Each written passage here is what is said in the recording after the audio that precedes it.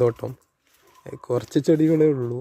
ഇപ്പോൾ ചൂട് സമയമല്ലേ, അപ്പോൾ അതിൻ്റേതായിട്ടുള്ള ഓരോരു ചെടീൻ്റെ പ്രത്യേകത ചെയ്തു. ഇത് നമ്മുടെ വൈഫിൻ്റെ ഉമ്മ നട്ട് പിടിപ്പിച്ചാണ്. കണ്ട, വേറെയും ചെടികളുണ്ട് കുറച്ച് ഇവിടെ. ഇത് പണ്ടേ അപൂർവമായിട്ട് കാണുന്ന ചെടികളായത്. ഇതിന് പ്രത്യേകതയൊന്നുമില്ല, എല്ലായിടത്തും ഉണ്ടാകുന്ന സാധനം ഇത്. പിന്നെ ഇനിയുണ്ട്, ഇതാ ഇവിടെയുണ്ട് കുറച്ച് ചെടി. പിന്നെ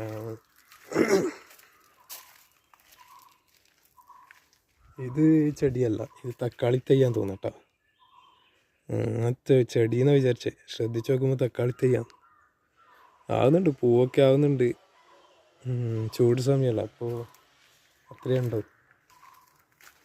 ഇതാ വേറെയും ചെടികളുണ്ട് ഇവിടെ.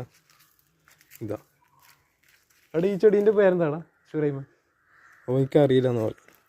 കുറേ ചെടിയുണ്ട്, പക്ഷെ ഒന്നിൻ്റെ പേരറിയില്ല, അതാണ് മെയിൻ പ്രശ്നം. ഇതൂടി ഒരു ചെടിയുണ്ട് പൂടി, നല്ല അടിപൊളി.